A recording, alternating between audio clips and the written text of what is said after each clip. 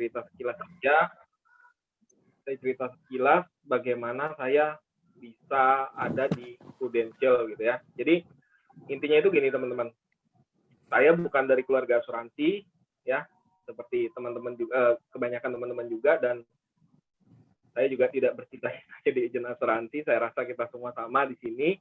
Nah, jadi awalnya itu gini teman-teman. Keluarga saya itu tidak pernah punya asuransi sampai saya jadi agent. Oke? Jadi saya jadi agent itu awalnya tahun 2010, tepatnya 2011 baru orang tua saya ya, saya dan adik saya gitu ya, itu baru punya asuransi. Nah, saya tanya nih sama papa saya gitu, kenapa? Padahal sepengetahuan saya, sepupu mama saya ada 2 teman-teman orang Prudential, dan Pak Michael saya rasa juga pernah dengar namanya. Satu punya GE di Bandung, satu sekarang udah nggak di Prudential lagi, udah pindah ke perusahaan lain gitu. Nah, tapi mereka yang pernah rekrut saya cuma 1 orang gitu ya, yang sudah nggak di Prudential lagi. Jadi singkat kata gini teman-teman, saya dulu tahun 2007 itu saya sudah kerja di Surabaya ya, di Klampis, Surabaya Timur, dan saya punya bos, ini adiknya itu agent Prudential teman-teman ya. Jadi saya baru masuk kerja 1 hari di perusahaan ini gitu, saya ketemu sama adiknya teman-teman ya, ketemu sama adiknya, saya direkrut teman-teman. Bayangin ya, baru kerja sehari saya udah direkrut jadi agent. Ini Yang namanya orang tidak ngerti asuransi. ini apa? Bentar saya mute dulu ya. Oke. Yang namanya orang nggak ngerti asuransi, nggak punya asuransi, direkrut jadi agen asuransi dari latar belakang keluarga yang tidak suka asuransi ya. Jadi jawaban saya apa teman-teman? Ya saya tolak ya, saya tolak. Saya bilang, lagian waktu itu dalam pikiran saya agen itu adalah suatu pekerjaan yang rata-rata teman-teman mungkin di awal tuh pikirkan juga gitu. Maksudnya kalau sudah nggak ada kerjaan lain, wis mentok baru jadi agen. Mungkin seperti itu ya. Nah, itu dulu gitu. Tapi sekarang saya rasa pikiran orang-orang sudah lebih terbuka. Jadi yang rekrut saya ini pernah ngajak teman-teman ke rumah salah satu leader besar di Surabaya. Saya ingat waktu itu Pak Edi Tyson. Pak Edi Tyson waktu itu rumahnya di Regency 21 ya teman-teman ya. Saya ingat sampai hari ini, kata-katanya saya ingat gitu. Jadi dia nggak tahu nganterin apa ke sana, ketemu Pak Edi, ngobrol sebentar, ya udah dia naik lagi ke mobil, dia cerita sama saya, Vincent, ini orang Prudential besar di Surabaya, dia bilang gitu. Income-nya 1 bulan 400 juta. Teman-teman tahu yang ada dalam pikiran saya waktu dia bilang income-nya 1 bulan 400 juta. Saya bilang, terserah lu mau ngomong apa. Dalam hati saya begitu, terserah lu mau ngomong apa, gua nggak peduli. Intinya saya nggak percaya teman-teman. Intinya saya nggak percaya gitu. Jadi bagi saya dulu orang kerja asuransi income 400 juta itu bohongan. Sampai sebegitunya loh teman-teman ya. Jadi saya nggak percaya gitu ada orang income ratusan juta di asuransi atau di apapun lah gitu. Yang ada orang punya pabrik dan lain sebagainya gitu ya. Nah, singkat kata teman-teman, berjalannya waktu saya 2010 itu punya salah seorang customer namanya Pak Nasaruddin Latif ya, atau panggilannya Pak Irul. Pak Irul ini adalah nasabahnya Pak Michael kalau saya nggak salah. Jadi seperti itulah ya Pak Michael Alvin ya. Jadi awal saya direkrut itu Pak Michael Alvin ngerekrut Pak Nasaruddin ini, baru Pak Nasaruddin ngerekrut saya gitu ya. Jadi saya direkrut tuh secara gimana ya teman-teman ya ngomongnya. Jadi gini, saya punya Pak Irul ini akrab sama saya karena sering beli barang di tempat saya kerja. Jadi pada suatu saat dia main ke kantor saya, dia bilang gini, dia panggil saya bro gitu ya, bro, kamu mau nggak income tambahan? Dia bilang seperti itu teman-teman. Saya bilang, wah kalau duit saya mau Pak, kenapa nggak mau? Tapi tunggu dulu, saya harus ngerjain apa nih? Saya bilang gitu. Aku di Prudential bro. Karena itu, wah asuransi lah Pak. Iya, waduh. Saya pikir-pikir dulu ya Pak, saya bilang gitu. Padahal dalam hati saya nolak teman-teman. Waduh, asuransi mana gitu. Pada saat itu teman-teman, gaji saya udah lumayan teman-teman ya. Gaji saya penghasilan tuh sudah ya cukup lumayan lah ya untuk seorang karyawan gitu. Karena atasan saya itu juga keluarga gitu. Jadi saya termasuk orang yang dipercaya gitu. Nah, singkat kata gini teman-teman. oh ya nggak apa-apa, kamu pikir-pikir dulu aja gitu. Dia juga agent baru ternyata ya. Setelah itu teman-teman, mungkin selang seminggu, ya kurang lebih seminggu atau 2 minggu saya lupa gitu ya, dia nelpon saya. Dia bilang gini, bro, bosmu ada nggak di kantor? Saya bilang, ada. Ngapain Pak? Saya bilang gitu. Oh, langsung saya nebak gini. Oh, mau prospek bos saya. Saya bilang gitu, mau prospek bos saya ya. Iya katanya. Kata dia gitu. Terus saya bilang gini, percuma Pak. Wong adik kandungnya lo agent, Prudential juga, sama kok Pak. Saya bilang gitu. Ya nggak bakalan lah ngambil di Bapak gitu. Saya bilang gitu teman-teman. Yang nolak bukan bos saya loh, saya yang nolak teman-teman. Saya yang pasang badan gitu ya, supaya nggak datang gitu ya. Nah, akhirnya gini teman-teman, dia bilang, nah ini saya nggak tahu siapa yang ngajarin dia seorang agent baru, dia bilang gini, wah namanya juga usaha, dia bilang gitu teman-teman. Ya sudahlah, saya bilang ada kok, silakan aja datang. Dia bilang namanya juga usaha teman-teman. Nah, datanglah dia. Yang namanya ruang tamu itu hanya sekat kaca besar dengan ruangan tempat sales atau tempat saya ya sehari-harinya bekerja. Jadi saya bisa ngelihat tamu itu yang datang siapa dan berapa orang itu saya bisa lihat jelas gitu ya. Singkat kata, Pak Heru ini nggak datang sendiri teman-teman. Dia datang sama Pak Michael. Ya, dia ngajak leadernya gitu ya. Mau prospek, mungkin hanya sampai 20 menit, udah, bos saya naik teman-teman. Ya, kembali ke ruangannya gitu ya. Nah, saya yang lagi ngeliatin mereka gitu ya, saya diginiin, sini, nah, sama Pak Irul gitu ya, dipanggil, saya dikenalin lah sama Pak Michael gitu ya, ngobrol basa-basi sebentar, langsung teman-teman Pak Michael ngeluarin apa, boneka teman-teman. Saya di prospek boneka waktu itu ya, jadi prospek boneka yang namanya orang nggak ngerti asuransi apa dan segala macam, ya sudahlah, dengerin aja gitu ya. Ternyata teman-teman, saya begitu ngelihat konsep boneka itu, saya nggak tahu kenapa, tapi saya pribadi sebelum itu nggak pernah diprospek orang teman-teman. Ya mungkin karena nggak punya duit juga ya, ngapain juga prospek lu, mungkin seperti itu ya. Tapi kalau orang tua saya yang diprospek kan saya nggak dengar gitu. Tapi intinya itu pertama kali saya dipresentasikan yang namanya asuransi dan sifatnya garansi income gitu ya, pakai boneka. Pada saat itu teman-teman, Pak Michael cerita selesai, pikiran saya itu langsung bisa seperti ini nangkapnya gitu ya. Benar juga ya. Anggap aja gaji gede, bisa nabung lah, bisa punya duit, bisa punya simpanan. Amit-amit nih, begitu kejadian butuh duit gede, habis juga loh duit lo. Pikiran saya langsung seperti itu teman-teman. Oh ya sudahlah. Akhirnya saya nggak pakai lama teman-teman, langsung waktu itu Pak Michael bawa printer, saya kalau salah ingat bawa printer, langsung bikinkan SKS dan lain sebagainya. Saya closing teman-teman, closing gitu ya, hanya dari presentasi boneka. Saya mikir gini loh, Pak Nasar ini bukan orang nggak punya duit loh, orang tuanya berada, mertuanya orang kaya gitu ya, dia sendiri pun bukan orang yang nggak punya duit gitu, orang oke lah, orang berduit gitu. Nah, kok ngapain ya dia ngerjain asuransi? Nah, itu saya tergelitik gitu. Ya sudahlah, saya nggak dimintain duit apapun kok untuk join. Akhirnya saya putuskan untuk join teman-teman. Untuk ikut lah, belum join waktu itu ya. Jadi malamnya saya diajak ke SB8, BOP, saya duduk paling belakang. Ya, saya rasa itu normal ya kalau untuk agent-agent zaman saya, duduk paling belakang. Pak Michael waktu itu yang bawakan presentasinya dari awal sampai akhir, saya nggak dengarkan, saya nggak ngerti apapun gitu ya. Tapi ada satu slide yang bikin saya melek.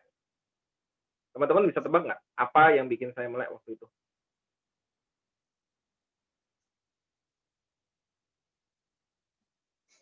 Yuk. Komisi. Yang lain income, oke. Ya, jadi UUD ya teman-teman ya, bukan income tapi persentase komisi. Waktu itu totalnya masih 99% teman-teman, belum kayak sekarang ya 100,5 ya sekarang ya. Saya langsung ini nggak salah, komisinya 99% gitu ya. Saya di kantor komisinya nggak segitu gitu. Nah, komisi sebagai sales gitu ya. Nah, teman-teman, kira-kira teman-teman bisa tebak nggak? Saya ini atau sales lah, sales barang teknik ya, barang teknik itu seperti mesin dan lain sebagainya. Menurut teman-teman, komisinya berapa persen? Ayo, ya, supaya nggak ngantuk, kira-kira berapa persen? Yang ini 5%. 5. Hah? 5%. 2, 1, 1 Oke, ada lagi? 0,5 sampai 2. 0,5 sampai 2. Ada lagi? Ketawa ya. Yang benar jawabannya Pak Michael, teman-teman ya. Bukan 5, teman-teman. 5 itu puji Tuhan ya. Sales itu komisinya antara 1 sampai 2%. Ya, saya nggak tahu kalau sekarang ya, itu zaman saya. 2% lah, teman-teman. Ya, 2%. Dan bukan 99 ya. Dan harga mesin yang dijual, itu kita ngomong mesin ya. Kalau spare part kan murah pasti ya. Mesin yang dijual itu rata-rata saja ya. Yang paling murah itu harga 5 juta, sampai yang paling mahal harga 100 sekian juta, 120 juta. Tapi yang paling umum, yang paling banyak dijual itu harga 15 juta. Jadi teman-teman kalau 15 juta, komisinya berapa? Kalau 2%, 300.000, betul kan? Nah, kalau Prudential, begitu policy issued, minggu depannya kan dibayar. Oke?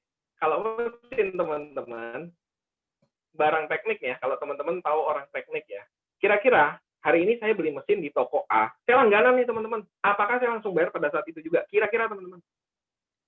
Enggak teman-teman, ya. 1 bulan udah bagus, ya. 1 bulan udah bagus teman-teman. Customer di kantor saya itu, kalau teman-teman tahu PT PAL paling gede di Perak tuh ya, kapal itu kalau ngutang tuh bisa sampai 2 tahun teman-teman. 2 tahun, ya. Kalau rata-rata perusahaan BUMN itu 3 sampai 6 bulan. BUMN. Jadi seperti mungkin teman-teman tahu semen Gersik ya, itu kan BUMN ya, itu bayarnya kurang lebih 3 sampai 6 bulan. Bayar mereka teman-teman, tapi ya berani kasih utang segitu lama gitu ya. Nah, kalau customer rata-rata itu paling cepat 1 bulan. Ya, jadi 1 bulan sampai 3 bulan lah. Kapan komisi seorang sales itu cair? Ya kalau customer-nya udah bayar teman-teman. Jadi kalau 3 bulan dia baru bayar, ya 3 bulan kemudian baru cair 300.000 ini. Gitu ya, di luar gaji teman-teman. Jadi bayangin sendiri teman-teman ya. Jadi apa? Saya sih bersyukur teman-teman ya. Saya join di SP8 di Prudential ya umumnya ya. Kenapa saya bilang saya bersyukur? Karena gini, saya cukup lama bekerja di kantoran gitu ya, dengan orang-orang kantoran, dengan sales ya, setiap harinya berjibaku dengan omset gitu. Kenapa? Mereka jarang sekali ada perusahaan, apalagi perusahaan kecil yang tarafnya kecil seperti saya, itu mengadakan yang namanya motivasi, apalah apa, nggak ada teman-teman. Karena saya nggak tahu kalau perusahaan yang menengah ya, kalau perusahaan gede pasti ada ya. Tapi kalau perusahaan saya, nggak ada teman-teman, motivasi itu nggak ada. Jadi pokoknya intinya lu harus capai target, titik. Customer nggak bayar, lu tagih sampai dia bayar. Kalau customer nggak bayar, mestinya ditarik atau komisi lu nggak cair, potong gaji. Nah, jadi seperti itu dunia di luaran sana yang saya belajar cukup banyak gitu. Nah, dan itu menimbulkan seorang itu terbentuk jadi seorang yang apa teman-teman? Cenderung negatif. Kalau saya sampai ngerti kata-kata sambat. Sambat itu apa sih? Ngeluh teman-teman. Ya. Jadi setiap pagi kan ngumpul nih sales sama saya juga gitu ya. Isinya itu sambat melulu teman-teman. Sambat itu ngeluh terus. Saya yang setiap hari dicekokin dengan kata-kata negatif, kata-kata keluhan, otomatis kan saya juga secara tidak langsung kan saya mengkonfirmasi, iya benar juga ya, cari duit susah gitu. Papa saya aja kerja berapa kali ditipu orang sampai habis gitu. Nah, jadi iya ya benar. Nah, boro-boro dengar income ratusan juta gitu. Tapi dengan berjalannya waktu, saya sering ikut M3 dan lain sebagainya, ikut training, saya melihat gaya-gaya leader di SB8 waktu itu, pelan-pelan saya mulai, oh iya kelihatannya ini benar nih, ada duitnya gitu. Nah, jadi kalau dulu kan sosial media kan tidak segencar sekarang teman-teman. Ya, 5 tahun lalu sosial media nggak seperti sekarang teman-teman. Nah, kalau sekarang kan orang mudah sekali cari informasi di sosial media gitu. Lo mau bohong nggak bisa, ketahuan di sosial media gitu. Bilanglah ini, oh saya di Prudential sudah dapat kesini, oh, bisa sosial media kan orang pasti posting dong. Kalau kamu nggak pernah posting, gimana kamu mau ngomong gitu. Nah, tapi kalau dulu kan nggak ada gitu. Nah, kalau sekarang agent potensial beli rumah baru diposting, beli mobil baru diposting gitu ya. Entah itu kredit atau cash gitu ya. Tapi ya sudahlah, intinya mereka beli aset gitu. Nah, tapi itu dunia yang tidak ada di dalam kantor saya dulu gitu teman-teman. Yang ada orang terima gaji 5 koma gitu ya, 5 koma ya, tanggal 5 dia sudah koma gitu. Kenapa? Karena habis teman-teman. Nah, komisi nggak kunjung cair, kenapa? Karena customer-nya nggak bayar-bayar. Jadi saya berada di dalam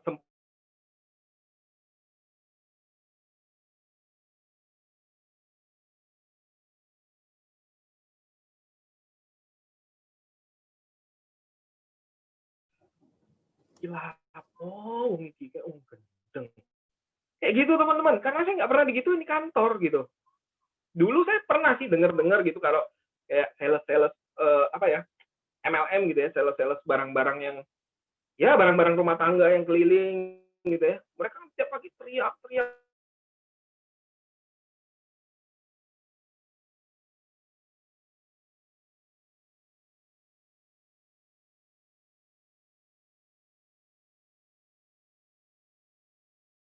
Kantor saya nggak ada kayak gitu teman-teman, nggak ada. Jadi customer nggak bayar, tagih.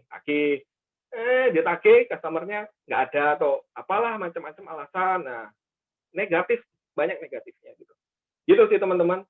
Nah, terus awalnya gimana saya cari nasabah gitu. Nah, awalnya nasabah itu adalah orang kantor saya sendiri, teman-teman karyawan. Kenapa? Karena mereka tidak punya asuransi semua. Semua. Ada nggak yang punya jam sostek? Dulu jam sostek ya, ada tapi nggak semua juga teman-teman.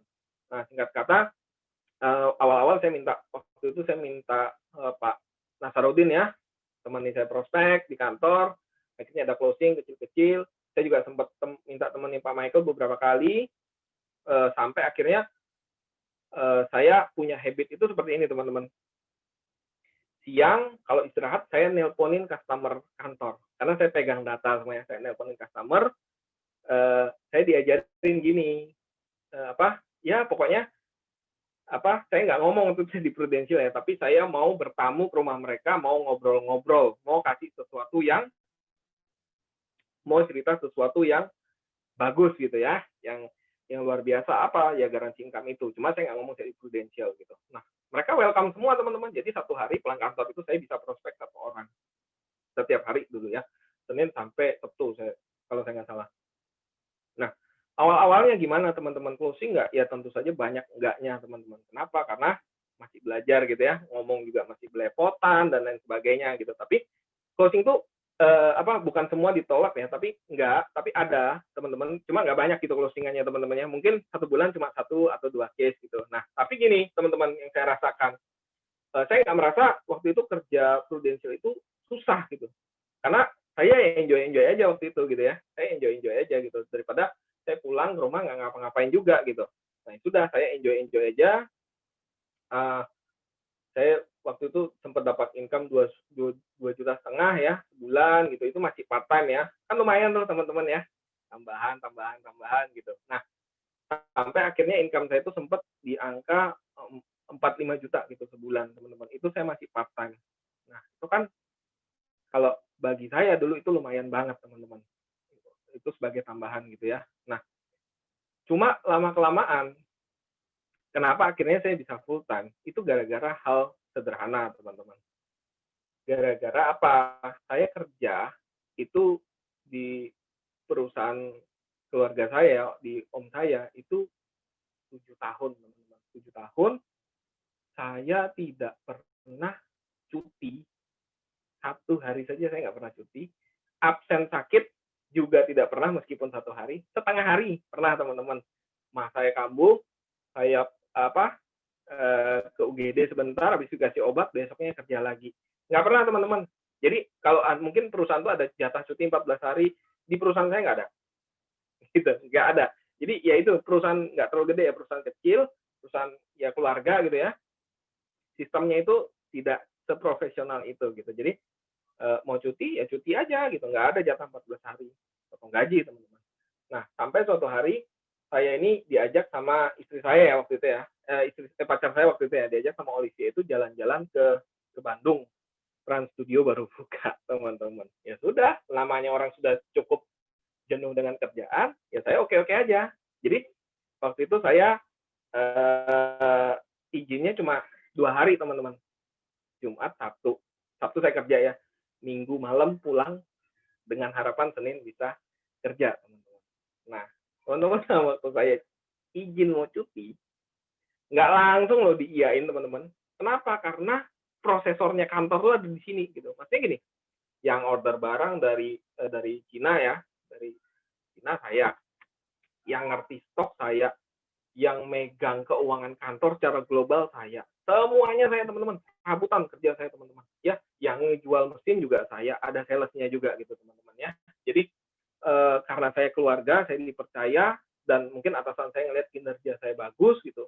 Akhirnya saya ya semacam diserahin kantor gitu, teman-teman ya. Jadi orang kalau mau nego, kecuali yang gede-gede itu dengan saya. Kalau yang gede-gede tentu dengan bos saya gitu. Nah, saya mau izin, teman-teman ya. Nah, saya izin, bos saya jawab gini, wah kalau nggak terlalu penting, ya jangan dulu deh, Sen, katanya gitu. Ya ampun, saya bilang. Sampai segitunya loh, teman-teman. Padahal teman-teman tahu, saya izinnya. Emang saya bilang saya mau main ke Trans Studio. Saya nikah loh, beneran. Iya, teman-teman. Kenapa? Karena ya itu tadi, kalau nggak ada saya di kantor, kalang kabut semua gitu. Gitu, one man show lah ceritanya. Jadi, waduh, saya mulai bergumul, teman-teman ya. Itu teman-teman, itulah awal mula saya berpikiran untuk full time di Prudential. Konyol kan ya? Konyol, teman-teman. Kenapa? Karena saya merasa tidak mendapatkan yang namanya time freedom gitu. Itulah karyawan, teman-teman, diatur gitu ya. Jadi saya rasa teman-teman yang di sini ya pasti nggak pengen kan kehidupan yang seperti itu. Jadi itu, teman-teman ya, awalnya saya resign gitu. Sampai akhirnya diizinkan, tapi ya gitu, teman-teman. Handphone saya dulu pakai 2 gitu ya. Waktu ke Bandung nggak ada ceritanya jalan-jalan, teman-teman. Handphone bunyi kerang-kering seperti itu. Kayak orang sibuk, teman-teman. Kayak bos, bukan nih, teman-teman, karyawan gitu ya. Nah, jadi ya itu, teman-teman, liburan nggak rasa liburan. Mana waktu itu Bandung, sampai sekarang kali ya, kalau Bandung weekend, saya kapok, teman-teman. Kalau saya harus ke Bandung lagi, kalau bisa jangan weekend. Tahu kenapa, teman-teman?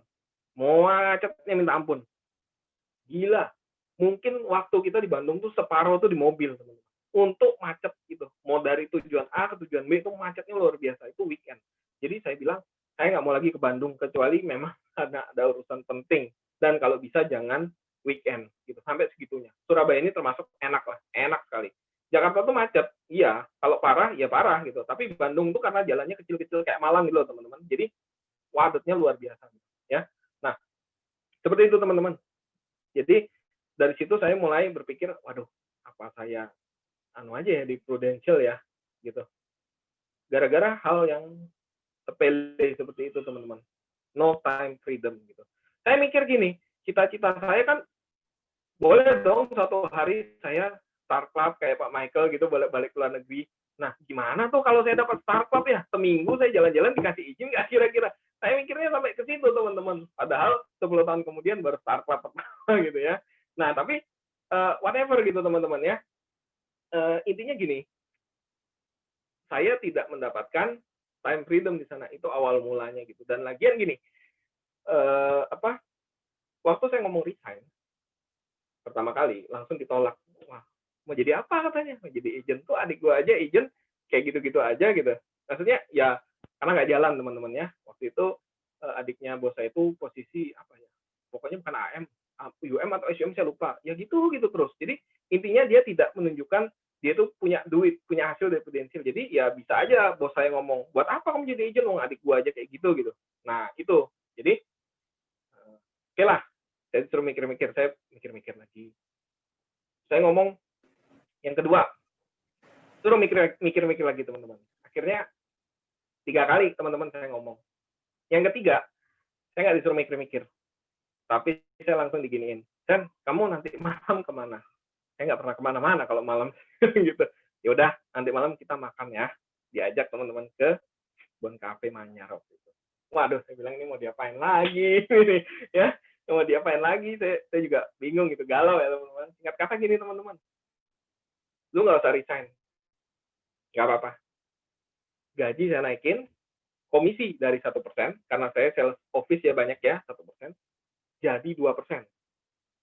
Dan kamu dapat bukan atas penjualanmu saja. Seluruh kantor kamu dapat 2%. Oke, gaji naik, komisi naik. Yang ketiga, tunjangan naik semua. Tunjangan transport, tunjangan bla bla bla, itu semua naik teman-teman. Jadi intinya gini, garis besarnya gini. Penghasilan saya itu naik hampir 100% kalau di total. Hampir 100%. Gara-gara saya ngomong resign mau di Prudential. Dan yang paling asik lagi teman-teman, bos saya bilang gini aja deh kan, kamu kan kalau harus cari nasabah ya. Kalau misalnya kamu sore-sore gitu di kantor sudah longgar, nggak terlalu ada kerjaan, ya nggak apa-apa lah kalau kamu mau cari nasabah. Digituin saya teman-teman. Ayo, ada nggak bos yang seperti itu? Teman-teman cari keliling dunia. Nggak ada teman-teman. Dan lagian, mana ada saya setelah makan siang saya nggak ada kerjaan. Yang ada, lupa makan iya. Kalau dulu gitu teman-teman, nggak kerasa. Karena apa? Kerjaan semua kan numpuk di saya gitu ya. Nanti sebentar telepon tanya itu, tanya ini. Jadi nggak kerasa waktu itu. Ya, satu-satunya waktu ya makan siang. Dan itu pun sering telat gitu ya. Nah, singkat kata gini teman-teman. Itu membuat saya berpikir dong. Ya, dengan segudang iming-iming itu tadi. Nah, teman-teman kalau sebagai karyawan normal ya teman-teman. Teman-teman kira-kira jadi resign nggak kalau seperti itu keadaannya?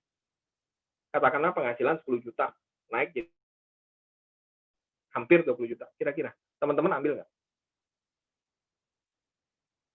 Pak Ferry ambil nggak? Ambil. Ambil, oke. Harusnya ambil ya teman-teman ya. Tapi waktu itu saya putuskan ya resign. Kalau nggak, saya nggak ada di sini malam ini. Gitu. Kenapa? Alasan saya simple teman-teman ya. Saya pikir-pikir gitu ya.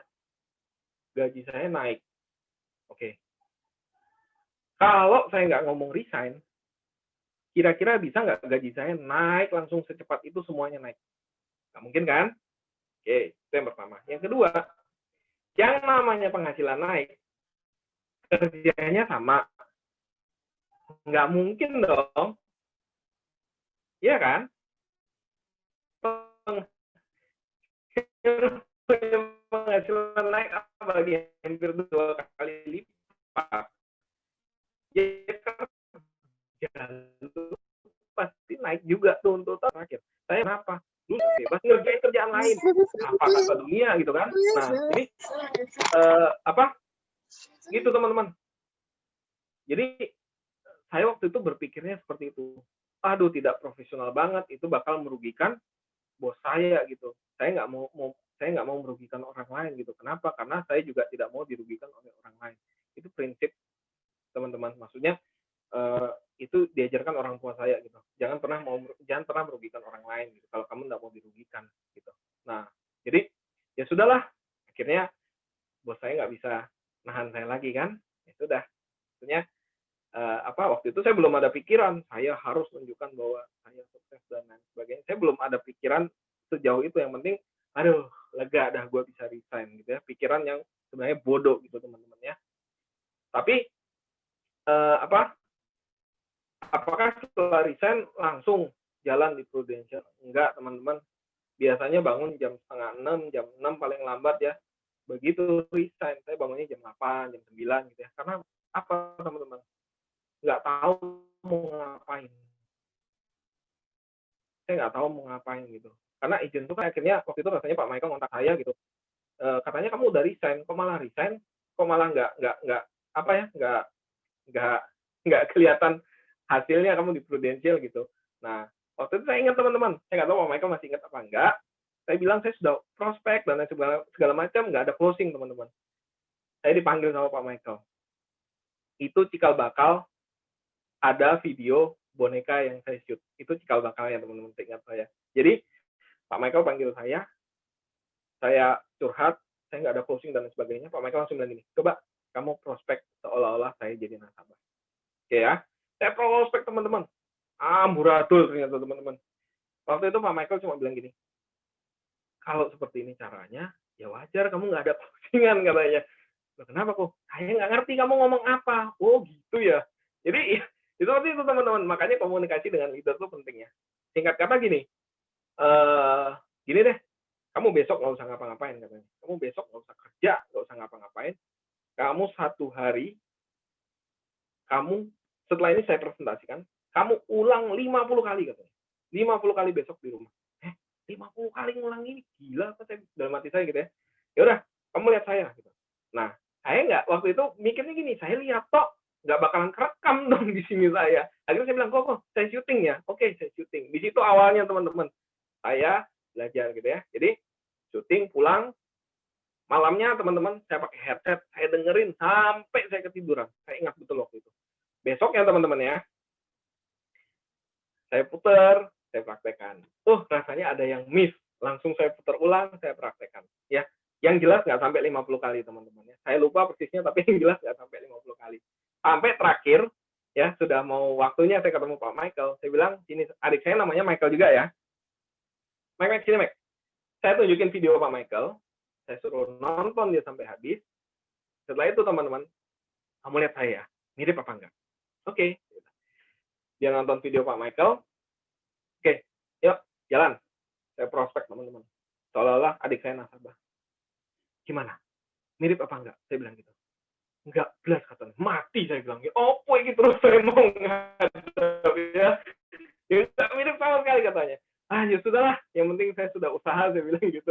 Jalan teman-teman ya, jalan ke kantor waktu itu sore-sore di SB8 ya. Saya datang, ngulang berapa kali kata Pak Michael. Saya lupa, mungkin sekitar 3 bulan saya bilang gitu. Enggak gitu teman-teman, enggak gitu, belum gitu. Jadi saya langsung disuruh boneka dan lain segala macam.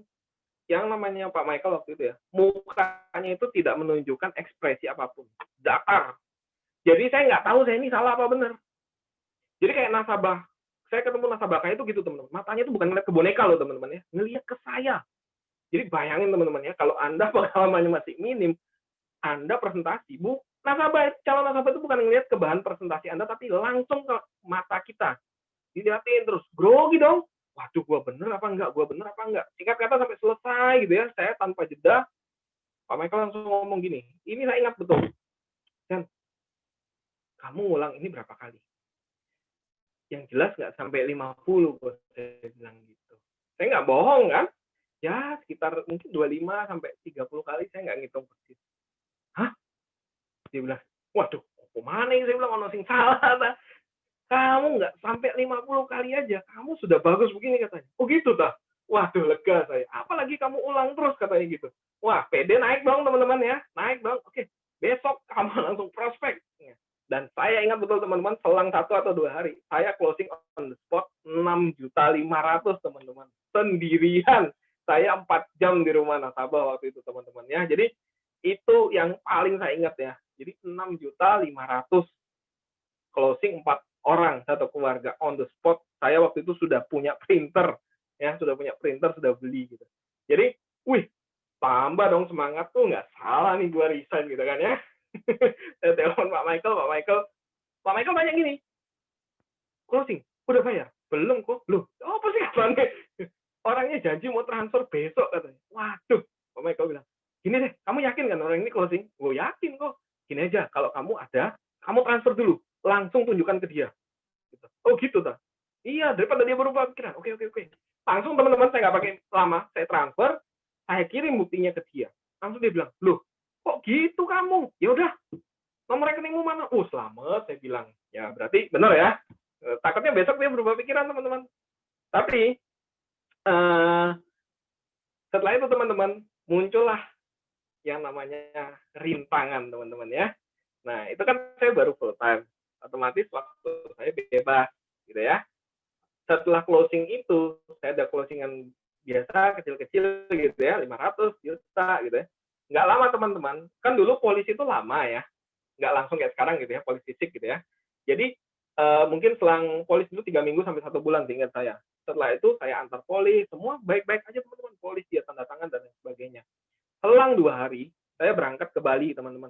Saya nggak tahu saya pernah cerita ini di SP8 atau enggak. Saya berangkat ke Bali, jalan-jalan sama Olivia dan teman-teman ya. Mendarat, langsung ke Krishna. Oke, yang terjadi apa teman-teman? Saya terima BBM waktu itu rasanya. Masih zaman BBM. Saya lupa BBM atau sudah WhatsApp ya. Atau SMS bahkan saya lupa. BBM kayaknya. Nasabah yang baru closing 6.500.000 ini tanya gini ke saya teman-teman. Itu baru saya di Krishna ya. Vincent, polis saya ini kalau saya batalkan bisa apa enggak? Begitu ya teman-teman.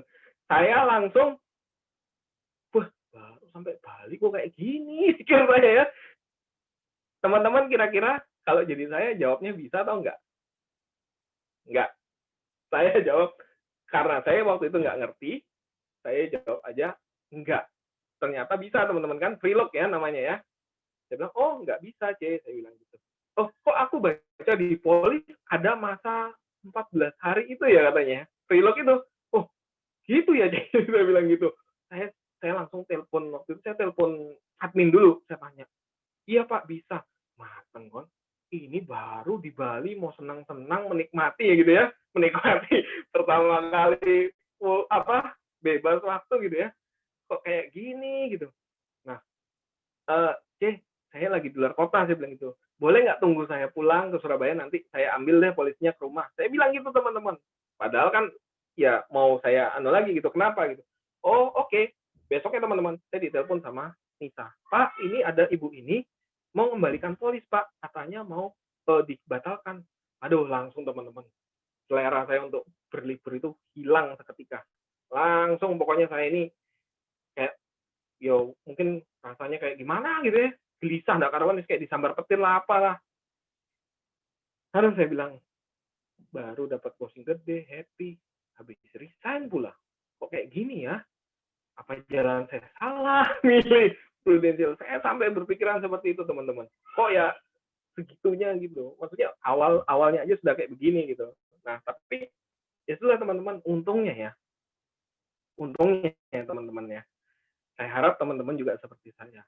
Untungnya saya ini orang yang tipenya nggak berlama-lama mau memikirkan hal seperti itu. Saya nggak tahu juga kenapa, tapi saya orang yang seperti itu. Jadi saya kalau misalnya down gitu ya, apalagi sekarang gitu ya, sudah banyak sekali pembelajaran gitu ya, ya sudah gitu. Kalau orang mau seperti itu ya berarti bukan jodoh kita closing. Kalau sekarang saya gitu. Kalau dulu saya masih kenapa ya begini, kenapa ya begitu, apa ya salah saya, padahal saya merasa nggak ada salah gitu. Apa saya nggak cocok di bisnis ini dan lain segala macam gitu. Jadi singkat kata gini teman-teman, 5 tahun awal saya di Prudential, 5 tahun awal saya di Prudential. Ini setelah full time ya tentunya ya. Saya 3 kali punya nasabah yang seperti itu teman-teman. 3 kali. 3 kali closing dan saya nggak tahu dicumi-cumi oleh siapa, tiba-tiba free look ada, yang surrender juga ada. 2 free look, 1 surrender, dan nominalnya semua di atas 5 juta sebulan.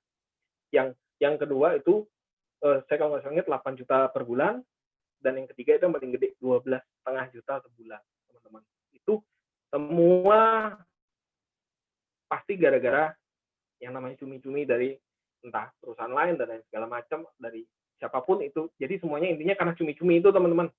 Ya saya sadar gitu, maksudnya gini, apakah hubungan saya dengan ketiga orang ini baik sekali? Ya enggak juga sih, cuma sebatas kenal dan dia kenal saya gitu. Nah makanya sekarang saya pesan sama teman-teman apa, jadi hubungan itu penting enggak dalam kita berbisnis di Prudential? Penting teman-teman. Kenapa? Karena Anda mau closing gede, ya hubungan Anda harus bagus dulu gitu. Maksudnya gini, ada nggak dulu nasabah Anda yang closing 1 juta, 2 juta, dia bisa closing 20 juta, 30 juta sebulan? Ada teman-teman. Kenapa? Karena dia sudah trust dengan Anda. Gitu. Itu yang saya rasakan juga. Gitu. Kalau awal-awal jarang. Tapi kalau sekarang mungkin gitu. Dari sosial media dia bisa tahu track record Anda, atau dia tahu Anda dari referensi gitu ya. Dari nasabah kita juga. Nah, itu yang paling ampuh teman-teman. Gitu. Saya beberapa kali dapat seperti itu gara-gara bantu klaim, dan tiba-tiba nasabah saya bilang, kalau kamu mau beri asuransi sama Vincent aja, orangnya begini. Nah itu kita dipermudah teman-teman. Jadi Itu teman-teman ya, sampai sampai hari ini gitu. Nah, waduh, ini udah mau jam 8 nanti. Pak Eko 1 jam lah ya, cukup ya. Ya Pak Eko ya. Jadi saya sebentar lagi teman-teman ya. Nah, jadi intinya gini teman-teman.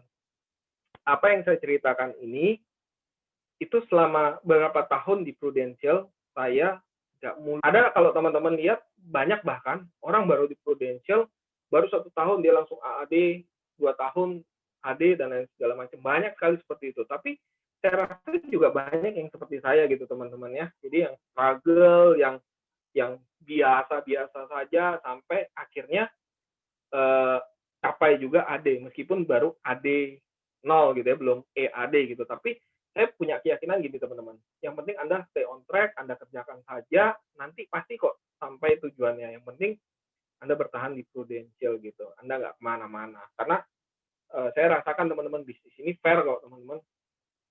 Kita nolong orang dan perusahaan ngasih kita satu timbal balik ya, komisi yang menurut saya worth it gitu, bonus dan lain sebagainya, belum lagi yang lain-lain gitu ya, yang bukan berbentuk uang gitu teman-teman. Jadi itu sih teman-teman. Dan gini, mungkin bagi teman-teman di sini ada yang pernah berpikir gini, kalau gua misalnya sudah terlalu lama di Prudential, gua nggak sukses dan lain sebagainya, ya saya rasa itu normal gitu. Maksudnya itu masalah waktu teman-teman gitu. Nah, apakah saya harus pindah ke bidang lain, misalnya seperti itu, ada tersirat pikiran teman-teman seperti itu.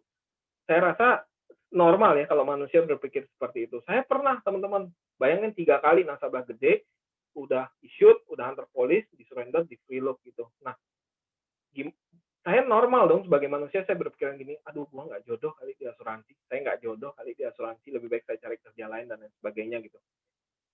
Berapa kali saya punya pikiran seperti itu teman-teman, tapi kenapa saya tetap di sini gitu. Ini jawaban saya teman-teman.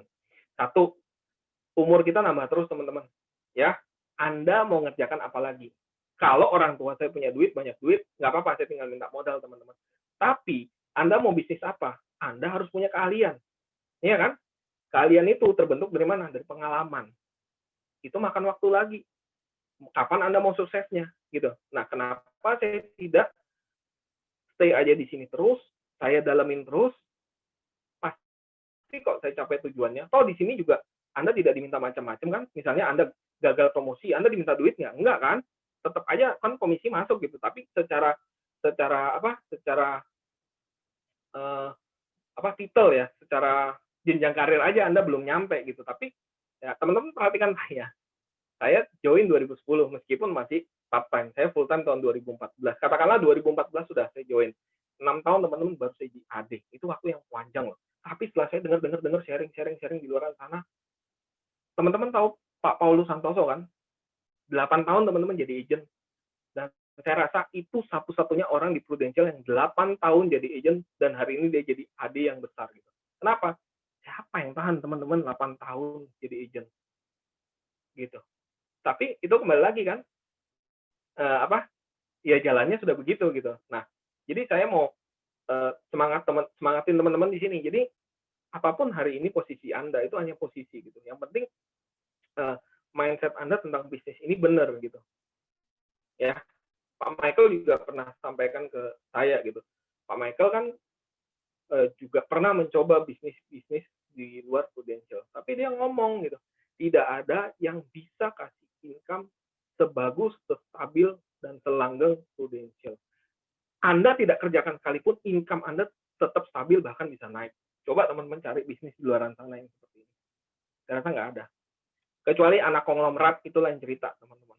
Ya, anak konglomerat, anaknya Pak Tahir misalnya, Pak Hermanto Tanoko, itu lain cerita, teman-teman. Tapi saya bukan anak konglomerat gitu, teman-teman ya. Gitu. Jadi, ya itu teman-teman harapan saya. Oh ya, kenapa saya bisa start club pertama kali? Nah, itu juga hal yang menggelitik gitu. Pak Michael pernah nggak nyuruh saya start club? Ya sering sih, pastilah. Leader kan suruh pasti mengarahkan kita untuk berprestasi kan, iya kan? Nah tentu seperti itu kan. Tapi apa yang membuat saya bisa mencapai start club pertama kali itu simple, gara-gara nasabah saya nanya, Vincent, kamu sudah dapat kemana aja dari Prudential? Hanya karena pertanyaan seperti itu. Saya mau bohong gimana caranya, teman-teman? Ya, sekarang ya saya sudah bilang tadi, sosmed. Waduh, saya bilang, doakan ya kok saya tahun depan ke Copenhagen. Saya bilang gitu, ya kok kejadian gitu ya. Meskipun nggak berangkat ya teman-teman, tapi saya bisa buktikan secara prestasi saya dapat gitu. Nah, terus kenapa saya bisa start club? Yang kedua, London ya, pakai nama Olivia ya. Saya pernah dengar kata-kata seperti ini. 1 kali, itu kebetulan. 2 kali, itu namanya hoki. Kalau lu bisa 3 kali dan seterusnya, itu baru konsisten, katanya begitu. Oke, jadi doakan tahun ini minimal saya start club lagi. Minimal, teman-teman ya. Jadi, saya bilang sama Olivia gitu, saya akan jadikan start club ini habit. Gitu ya. Kenapa? Karena saya tidak ada rencana untuk di bisnis lain. Saya pengen betul-betul fokus membesarkan income dan membesarkan bisnis dari Prudential gitu. Nah, caranya gimana? Ya Anda berprestasi, teman-teman. 1, duitnya ada. Yang kedua, trust nasabah itu akan datang dengan sendirinya gitu. Jadi itu teman-teman. Dan juga Pak Atu selalu pesan saya tuh, selalu manas-manasin saya tuh Pak Atu ya. Cetak leader. Iya Pak, tahun ini saya cetak kok. Tenang aja Pak. Jadi Semangat, Pak. Yes. Jadi kenapa teman-teman cetak leader? Capek teman-teman jualan terus dan bingung itu mau jualan ke siapa gitu ya. Referensi ya ada, tapi mau sebanyak apa gitu teman-teman? Mau sebanyak apa? Lagian saya bukan orang yang banyak teman, itu enggak teman-teman. Jadi 2 tahun terakhir ini bayangin, saya start club itu betul-betul 90% mungkin dari nasabah existing loh. Lah masa tahun ketiga saya mau berharap begitu juga? Ya bisa aja mungkin ya. Cuma kan kita harus cari bisnis baru gitu, teman-teman. Jadi selain itu yang paling penting apa? Cetak leader. Makanya teman-teman di sini, yuk yang agent segera AAD teman-teman. Yuk yang AAD segera AD. Kenapa? Kata Pak Atuk, wah off riding-nya beda. Gitu ya. Jadi ya hitung aja teman-teman. Teman-teman silakan hitung lah. Komisi 30%. Let's say gini, jualan 10 juta per bulan ya teman-teman ya. PGB 10 juta per bulan full premi. Komisi teman-teman sebagai agent berapa sebulan? 3 juta kan? Kalau sebagai AAD, teman-teman ketambahan lagi berapa tuh? 3 juta 21. berapa tuh? Hah? 21 ya? 21%. AAD Pak, 13,5%. Oh, 13,5% ya. Bentar teman-teman ya. Ya 1,3 dong, 4,3. 4,3. Oke. Teman-teman dapat 4,3. Coba teman-teman kalau AD berapa? Setengah. 10 juta jadi 5 juta, 5,1. Iya, 5,1 teman-teman. 70% DW off riding-nya. Jadi saya bukan nyuruh teman-teman jualan ya, tapi intinya duitnya kerasa gede nanti kalau teman-teman AD gitu. Apalagi teman-teman punya tim yang gemuk gitu ya, dimana saya rasa semua orang juga akan jalan dengan sendirinya begitu dia dapat yang namanya apa? Duit gitu. Nggak usah susah-susah diarahin lagi gitu. Jadi itu teman-teman gitu. Dan kalau teman-teman sudah punya prestasi, ada yang teman-teman bisa banggakan ke klien gitu ya, ke keluarga gitu. Dan klien teman-teman kan juga pasti ya baca koran dan lain sebagainya gitu ya, atau lihat sosmed gitu ya. Nah jadi itu kan menambah nilai jual gitu.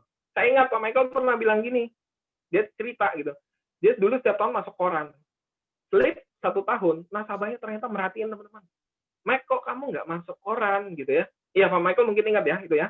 Ya. Jadi ada loh teman-teman ternyata nasabah yang sebegitunya merhatikan kita gitu. Jadi saya rasa padahal orangnya 2.000 orang ya Pak Vincent. Yes, orang bisa memperhatikan satu persatu. Gitu.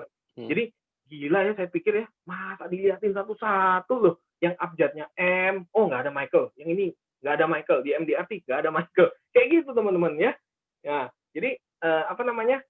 Tapi kalau teman-teman setiap tahun masuk koran gitu ya, teman-teman pasti pernah ketemu gini deh. Teman-teman prospek, oh saya sudah nasabah Prudential. Agentnya si ini. Ciamik loh dia, tiap tahun jalan-jalan.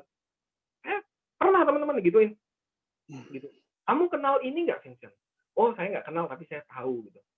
Dia ciamik ya, tiap tahun jalan-jalan ke sini. Nah, kayak gitu teman-teman. Ya, jadi kira-kira orang itu closing nggak sama saya? Enggak lah, dia sudah trust banget sama agentnya gitu. Oh ya, oke, ulang gitu. Karena sesama Prudential ya, gitu. Jadi seperti itu teman-teman. Wajib prestasi gitu ya.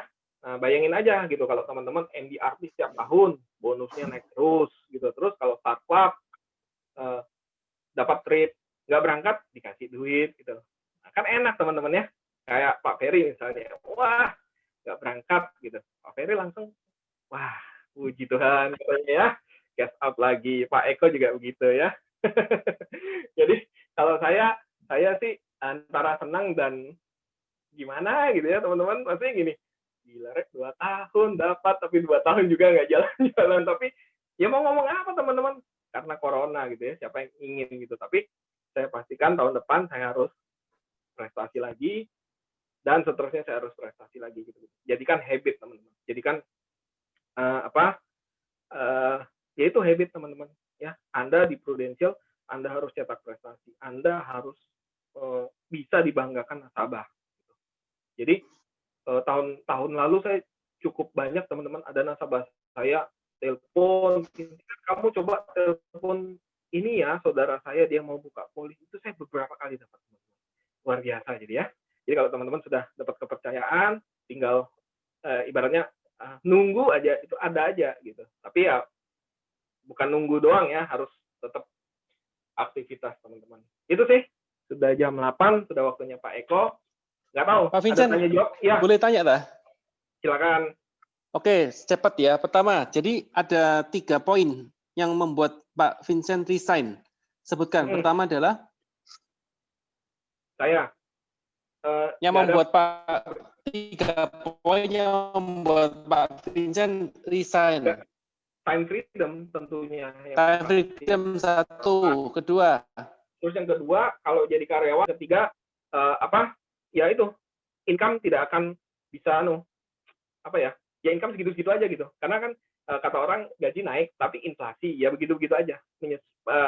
Menyesuaikan aja gitu. Seperti itu. Halo? Ya. Limited income ya. Oke. Berikutnya, terus Pak Vincent, sekarang penghasilannya berapa kali lipat dari terakhir Pak? Bentar.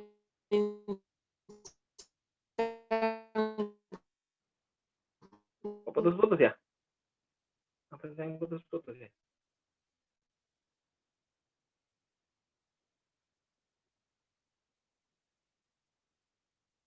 Ini saya yang putus apa gimana ya?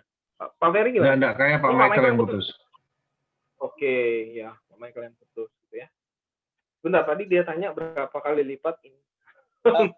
Pak Vincent sekarang penghasilannya berapa kali lipat dari penghasilan terakhir ditinggalkan pekerjaannya? Bentar, kayaknya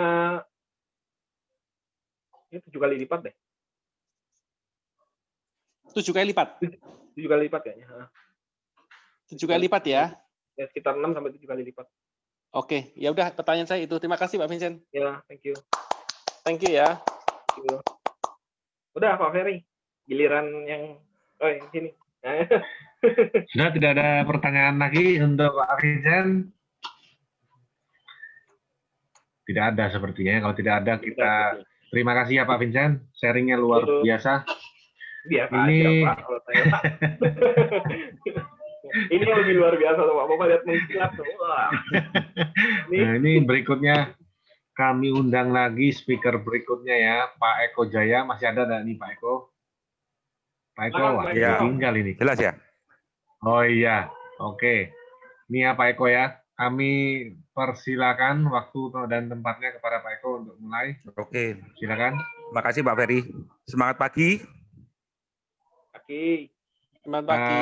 Pagi. Ya, jujur saya tidak ada materi. Kalau materi udah diambil Bu Novi sama Pak Weli kan minggu kemarin. Udah dihabisin sama Bu Novi. Saya ini sebenarnya agent bukan baru. Mungkin teman-teman ada yang udah tahu ya istilahnya. Saya agent 2009. Saya singkat aja, 2009, saya 2010, saya diajak Pak Ferry. Ya, Pak Ferry hanya ke Lumajang tuh hanya 2 kali. Menemani, mencontohi gimana cara prospek. Udah gitu, ya bukan ditinggal ya, saya dibiarin, biar saya bisa berkembang sendiri, biar saya bisa prospek sendiri, ngembangkan ilmunya sendiri, tapi tetap dipantau. Sampai 2010, saya IUM, 2010 saya IUM Bali, Star Club Paris, lalu naik UM juga di 2010. Udah gitu di 2014 saya baru naik SUM.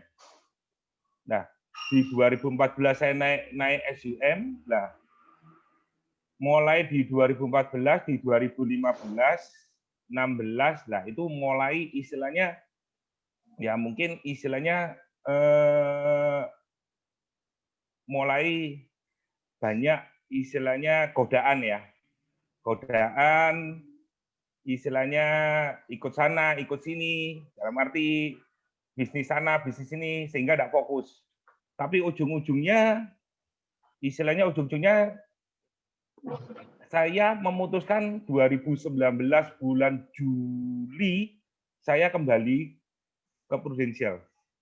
Karena enggak tahu, kalau ini pengalaman saya, istilahnya banyak, istilahnya saya banyak ikut bisnis ini, ikut bisnis ini. Menurut saya, kok menurut saya, istilahnya rasanya saya enak di Prudent deh. Makanya 2019 saya kembali lagi ke Prudential. Nah, di 2019 waktu saya kembali, saya waktu itu tanya leader saya nggak ngerti sama sekali, nol produk ini benar-benar saya seperti agent baru, nggak ngerti sama sekali. Saya cuma belajar by phone sama leader saya. Belajar by phone sama leader saya di 2019 itu juga saya sebelum saya start, saya mau kembali ke Prudent ini mau seperti apa? Apakah mau seperti dulu lagi? Istilahnya kembali ya istilahnya ya seperti 10 tahun yang lalu. Nah, waktu itu saya juga mikir apa ya? Saya ini harus kembali, harus tidak boleh sama dengan yang lalu, harus lebih luar biasa lagi. Istilahnya saya punya semangat itu 2019 gimana? Saya kembalikan istilahnya percaya diri saya, ilmu saya, istilahnya belajar lagi benar-benar dari nol.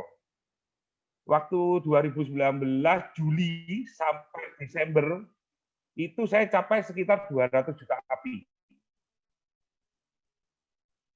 Saya dapat Bali. Nah, waktu masuk di Januari, nah ini Ulil ya. Ibu, saya tanya ke Pak Ferry, istilahnya, nah ini istilahnya yang mau goal ya, mau goal setting ya. Mungkin waktu itu saya enggak catat, tapi leader saya sangat mungkin masih ingat banget. Waktu itu saya ngomong ke Ferry, ke leader saya, Fer, saya kok kepingin start club sama MDRT ya. Dari awal saya kepingin itu, malah enggak kepingin AAD.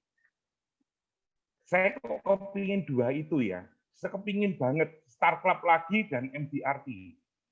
Nah, sebelum saya teruskan, kenapa saya mau MDRT? Makanya ini teman-teman, kadang-kadang kita ada sakit hati, ya kan? Tapi buatan, kenapa saya kepingin MDRT? Nggak terlintas sama sekali. Jadi suatu hari di 2019 saya ketemu agent perusahaan lain, bukan agent Prudential, agent perusahaan lain. Dia masih gabung dia baru 2015. 2015 dia gabung dan sampai di 2019 dia tiap tahun MDRT. Cewek. Dia tiap tahun MDRT. Lalu suatu hari ya kita berteman, ngajak keluar kan, istilahnya ya kita ngobrol-ngobrol. Sampai suatu hari dia tanya ke saya, Koko di Prudential udah berapa lama? 2009. Lalu dia tanya, pernah MDRT kok? Teman-teman mungkin pernah istilahnya, saya dia jawab ya, saya enggak pernah MDRT. Masa kau enggak pernah MDRT?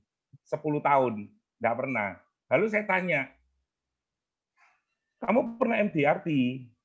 Saya tiap tahun MDRT. Kayak rasanya tuh apa ya, malu gitu loh. Istilahnya, ini ada agent masih baru, cewek istilahnya ya, lebih lama saya, tapi dia tiap tahun MDRT. Nah, dari situlah saya masa sih saya ini tidak bisa MDRT. Kebiasaan. Akhirnya itu masuk ke benar-benar ke mindset saya. Saya harus MDRT karena ya saya sebenarnya terima kasih juga gitu loh ke agen tersebut. Karena kalau nggak ketemu agen tersebut, mungkin saya apa sih MDRT?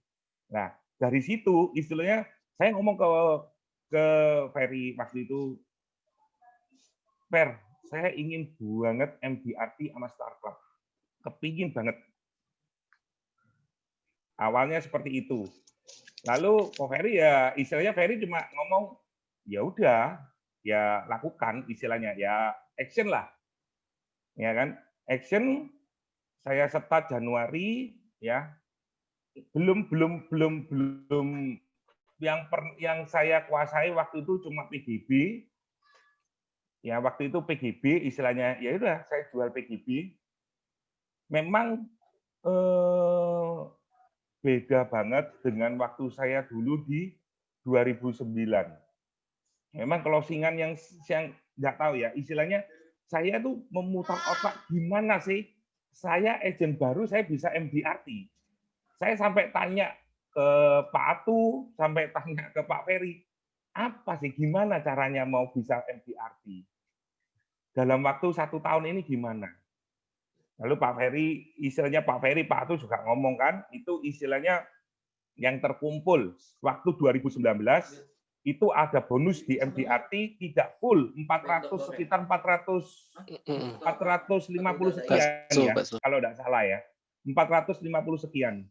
Waktu itu saya tidak mau dari awal saya tidak mau MDRT kasarnya diskonan. Saya mau yang murni.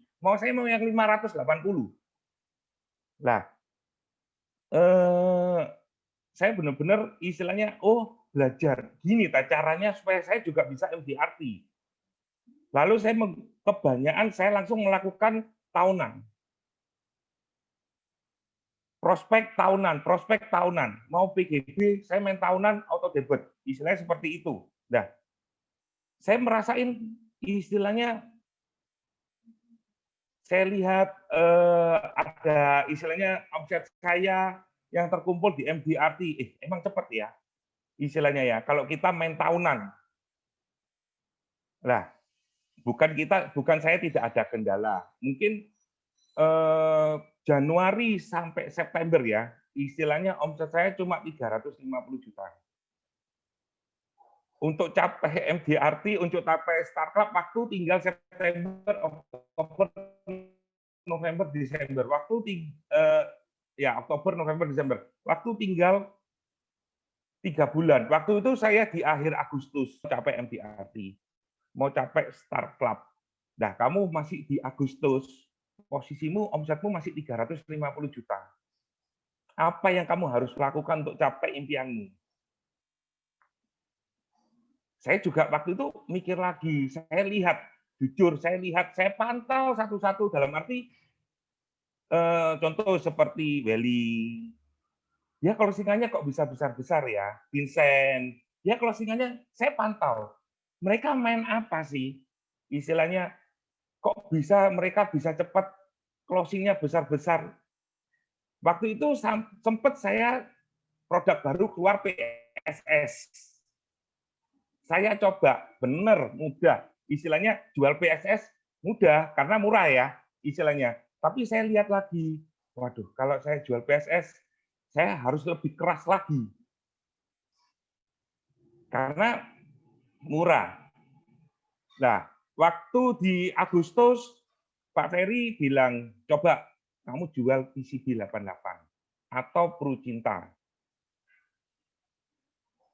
Saya sama sekali waktu itu tidak ada pemikiran untuk jual PCB 88. Sebenarnya saya bilang, saya terlambat. Harusnya kalau dari awal, mungkin lebih luar biasa lagi. Karena saya benar-benar nggak ada pemikiran. Di Agustus baru saya coba, gimana sih saya jual produk ini supaya orang benar-benar orang tertarik dan closing. Saya pelajari sampai September, benar-benar saya tidak ada peningkatan dari omset saya di September. Lalu di September, mulai di akhir, saya udah mulai. Ya, di September udah mulai, dan itu pun di September saya closing PCB 88. Pertama kali saya closing PCB 88. Kurang lebih waktu itu 2 case 100 juta. Seneng dong. Seneng banget istilahnya kan. Pertama kali langsung closing, main tahunan 100 juta langsung di depan. Tapi istilahnya mungkin saya mikir Tuhan nggak kasih jalan semudah ini gitu loh. Saya harus digembleng. Orangnya kan nggak langsung bayar. Udah isut. Udah approve. Orangnya nggak bayar. Jadi perjalanan saya pernah down nggak di 2020? Pernah. Di September. Itu benar-benar orang udah oke, closing, seneng, 100 kan. Waktu itu inget banget, September masih ada bonus 70%. Inget banget saya. Waduh, saya itu udah total. 70% saya kurang segini. Itu closing 100, seneng.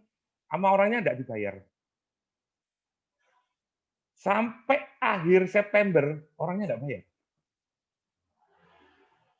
Lalu ya udahlah, dalam arti ya mungkin istilahnya saya perlu belajar lagi. Kalau dibilang down pasti ada down, tapi mungkin motivasi untuk mencapai MDRT Star Club ini besar banget gitu loh. Jadi waktu itu akhirnya di Oktober saya mencoba untuk follow up kembali. Di Oktober saya mencoba follow up kembali ke nasabah tersebut dan akhirnya goal. Closing dan dia bayar. Di Oktober. Bukan itu aja, itu pengalaman sekali. Pengalaman kedua, closing lagi 160 juta. Kejadiannya juga sama. Udah mepet, kejadiannya sama lagi. Ya saya istilahnya ya udahlah, mungkin ini istilahnya cobaan yang membuat saya harus lebih lagi. Tapi saya nggak nyerah. Waktu itu ada waktu kurang lebih yang kedua ini 15 hari kemudian dia akhirnya juga closing lagi gitu lah. Akhirnya dia goal lagi masuk. Tapi nggak semuanya mulus. Pasti ada namanya rintangan, hambatan tuh pastilah. Tergantung kita. Sekuat apa sih awalnya goal kita ini sekuat apa? Nah, waktu itu Pak Atu dan Pak Ferry juga telepon saya. Kamu sayang kalau tidak masuk AAD. Kamu kalau tidak naik promosi AAD. Omset pribadi saya itu udah qualified masuk AAD. Lalu diterangkan lagi, ini loh tujuannya ini yang dibilang Pak Vincent tadi ya, istilahnya ini sebenarnya. Ya udahlah, istilahnya saya harus ambil semua lah. Tahun itu harus semua. Saya mau promosi MDRT Star Club, saya ambil semua.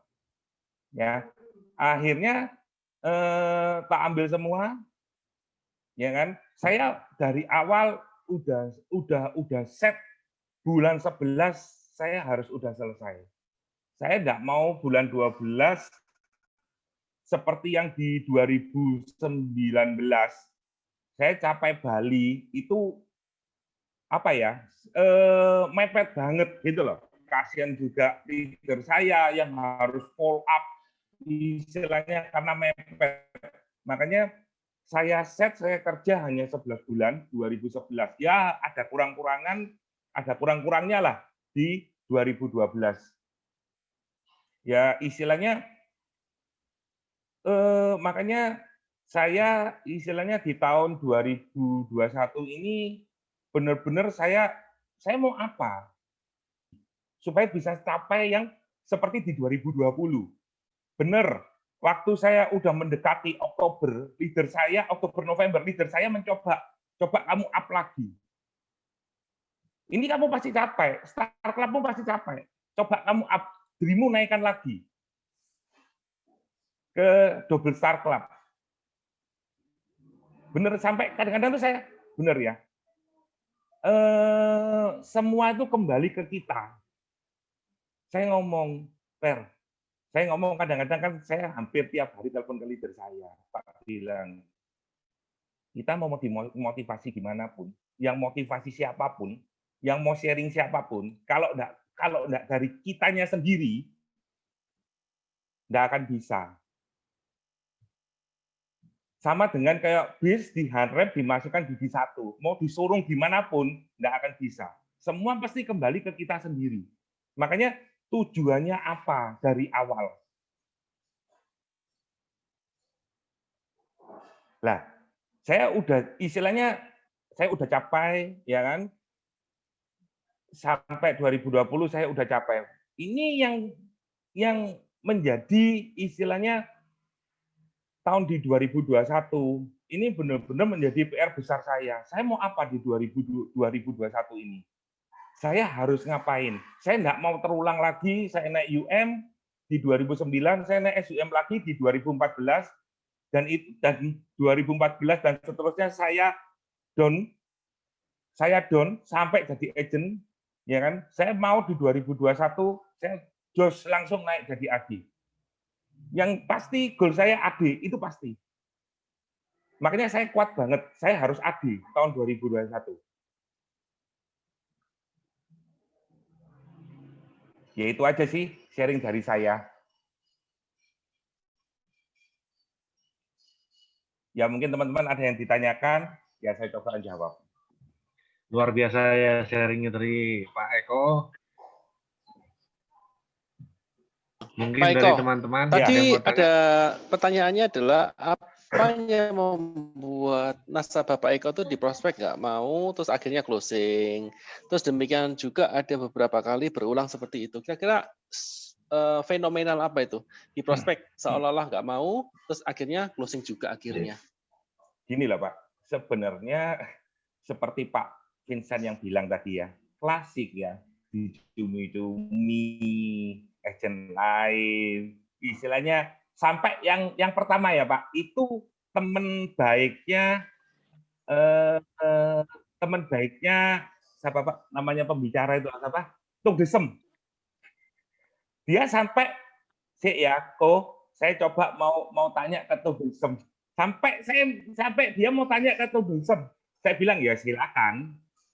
Ya mungkin ada cumi-cumi dari orang lain, biasa. Menurut saya itu udah hal biasa, Pak. Gitu loh. Makanya jadi agent istilahnya jangan patah istilahnya ya patah semangat kalau misalnya sampai seperti itu. Kita tetap full up, terus kita full up gitu loh. Gitu. Oh, enggak dulu gitu. Enggak, malah saya yang di PHP. Dan ya, pada waktu proses menuju follow up apa yang Pak Eko lakukan? Kadang-kadang kan ada rasa sungkan gitu. Ya, istilahnya saya punya tujuan itu sebenarnya gini loh ya. Yang ada di mindset saya kalau misalnya gini, kebanyakan agent-agent sungkan kok kalau mau ditelepon tiap hari. Nggak enak kok, istrinya udah cemberut atas suaminya. Kebanyakan saya itu selalu seperti ini. Saya pemikiran saya ya, oke lah, saya sekarang ke sini, istilahnya, saya ambil duit mereka, oke lah. Tapi suatu hari, mau cepat atau lambat, suatu hari ya yang kita tidak tahu, yang kita tidak inginkan lah ya sebenarnya. Ya kan? Dia pasti cari kita. Kita dewa penolongnya dia. Lihat aja omongan saya. Suatu hari ya yang kita tidak inginkan lah. Suatu hari benar kelihatannya kita ke sana ngerepotin, istilahnya buat rusuh, ambil duit mereka, istilahnya seperti itu. Tapi suatu hari pasti kita dibutuhkan mereka. Ayo Seperti itu sih. kuncinya.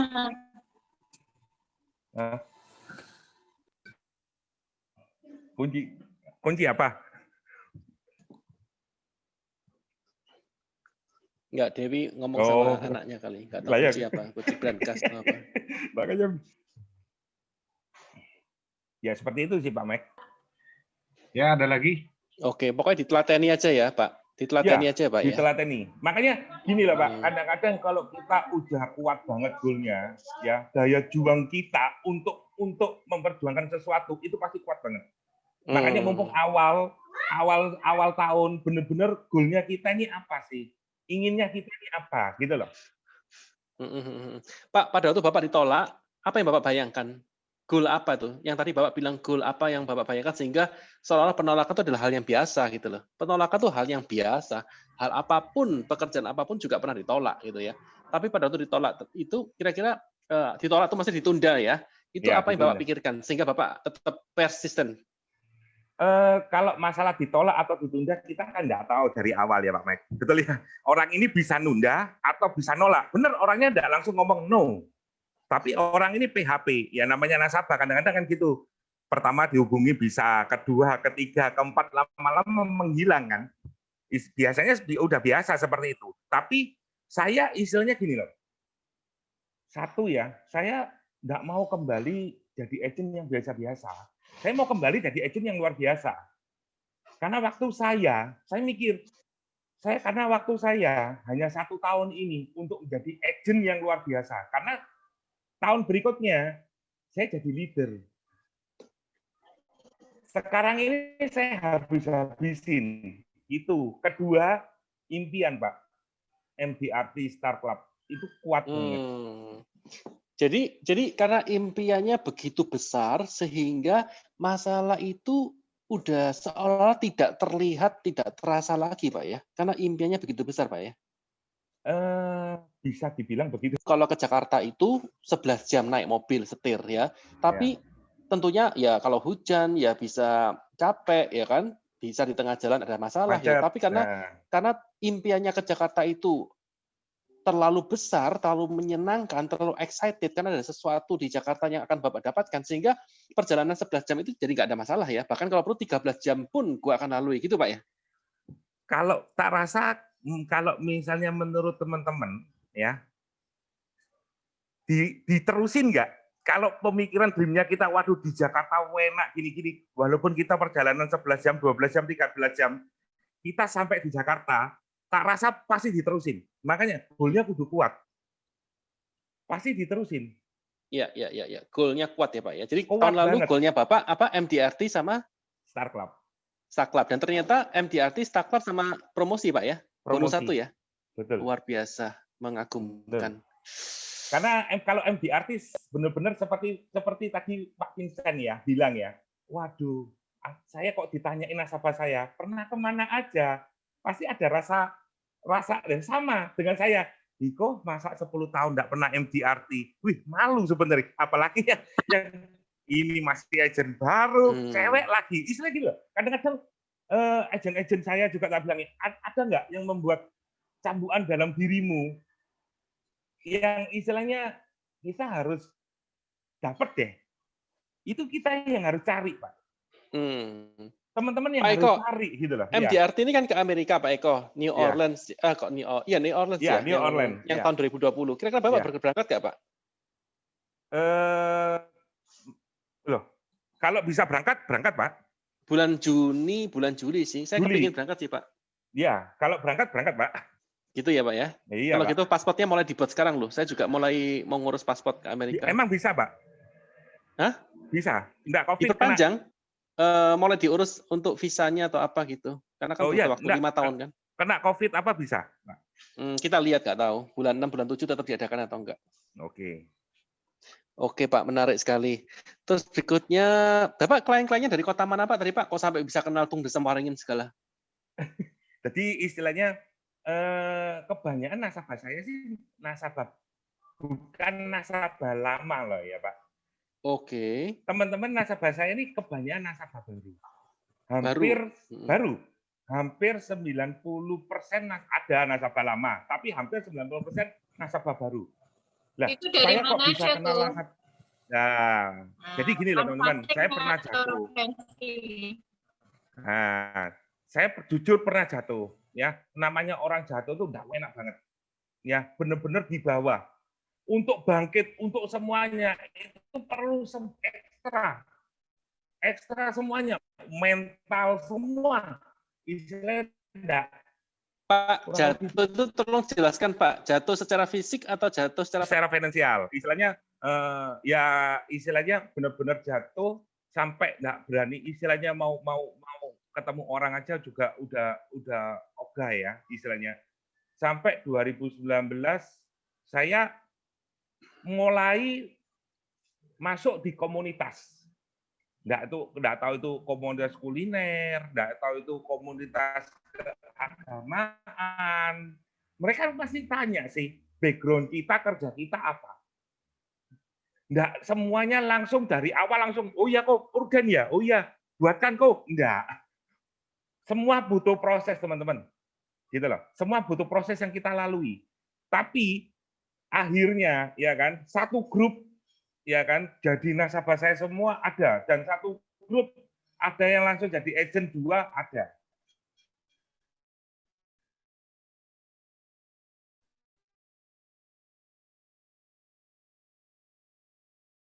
Semua perlu proses. Momen nggak bisa ditunggu gitu loh. Kalau menurut saya momen tuh nggak bisa ditunggu. Kalau kita nggak gerak, waktu kita gerak momen tuh akan datang ke kita.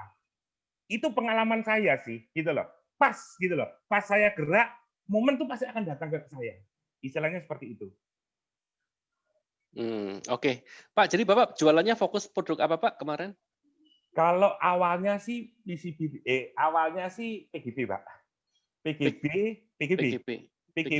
itu yang terakhir closing itu yang 7 juta sampai 10 juta per bulan ada. Tapi main tahunan, Pak ya. Hampir semua main tahunan.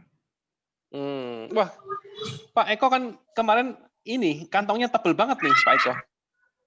Ya, kemarin jadi ada satu motif, istilah gini ya. Ini ada gini ya, makanya cari cambukan yang membuat kita ini istilahnya saya harus bisa deh, saya harus ambil deh itu deh. Contoh ya, ada seseorang, nggak perlu saya sebut, dia bilang jadi agent income 25 juta per bulan itu mustahil. Jadi agent ya. Jadi agent income 25 juta per bulan itu mustahil. Secara nalar, secara hitungan, itu mungkin kita bisa katakan mustahil. Tapi kalau benar-benar kita bisa tahu caranya, itu tidak mustahil. Itu kalau menurut saya, dan saya bisa udah buktikan, gitu loh. Seperti itu sih.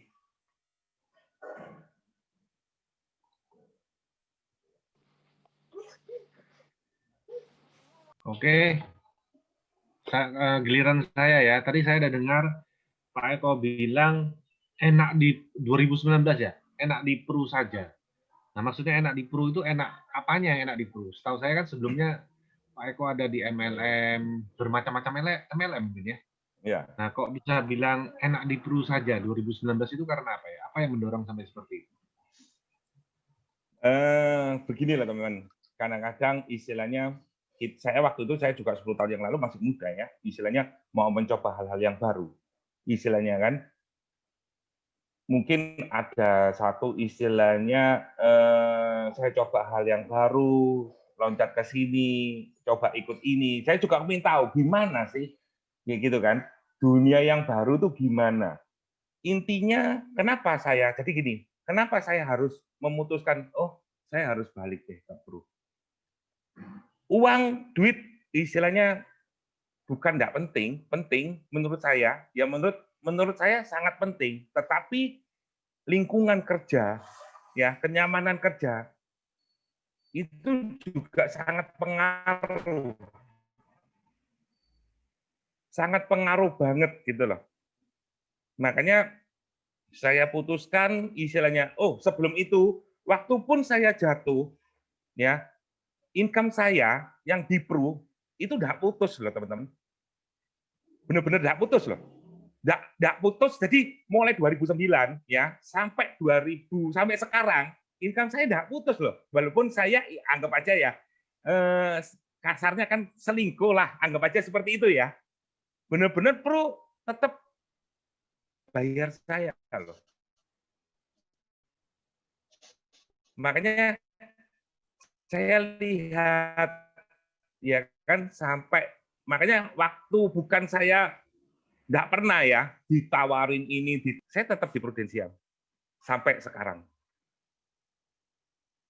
Seperti itu sih Pak Ferry. Oke, luar biasa ya Pak Eko, luar biasa sharingnya. Ada lagi pertanyaan mungkin dari teman-teman? Pak Eko, ceritakan dong, goalnya 2021 apa Pak Eko? Goal saya 2021. 2021. Bukan 2001. Nah, ya, goal saya. Saya tidak muluk-muluk sih Pak Mike. Ya, karena saya benar-benar saya buat goal, benar-benar saya pikir, ya. Yang pasti saya Star Club Leader, ya, naik promosi AAD, minimal AD, ya, Pak. AD ya, tadi promosi AD. Oh sorry, promosi AD ya, Star Club Leader, minimal saya promosikan 2 AAD, minimal harus. Oke. Wajib buat saya, minimal. Lalu Star Club Producer dan MDRT Producer. Star Club Producer dan MDRT Producer. Pakai nama istri saya. Star Club Producernya atas nama sendiri atau nama istri, Bukan, Pak? nama istri saya, Pak. Nama istri ya? Betul. Oke, Star Club Producer, MDRT Producer, Star Club Leader. Oke, tetap suami istri dan berangkat tetap nanti ya. Betul. Pak, Bapak tahu nggak Pak, kalau Star Club Leader dengan mempromosikan 2 AAD itu Bapak cukup ngejar berapa Pak? 1,2. Ih, keren banget, betul sekali Pak. Ya, sangat gampang. Tapi ya. saya mau 1,5 Pak. Kenapa alasannya 1,5? Ya saya mau seperti tahun ini, saya nggak mau mepet-mepet Pak. Jadi saya mau promosi benar-benar saya nggak mau mepet. Ya. Oke. Stack 1,5 itu Star Club Leader, oke. Promosi 2 AD, oke ya. Terus Star Club Producer pakai nama istri dan MDRT pakai nama siapa? MDRT? Nama istri Pak. Nama istri. Jadi yang berangkat istri ya, MDRT ya ke Amerika ya. Yang berangkat istri. Oke. Jadi Bapak berangkatnya hanya Star Club aja Pak, ke London Pak ya, kalau Star Club Leader, betul nggak? Betul. Oke. Ya, selamat Pak, semoga tercapai impiannya. Amin. Ya Pak ya, yuk. Oke, ada lagi teman-teman yang mau ditanyakan? Ya. Gratis. Ya. Oh, ini. Ya, Wi. Mau nanya, tadi Koko kan bilang sempat semua rata-rata nasabahnya Koko dibuat tahunan gitu ya. Nah itu konsep apa yang Koeko bawa untuk klien-kliennya Koeko itu ngambil tahunan ya, PCP 88 sama apa tadi PPH ya gitu.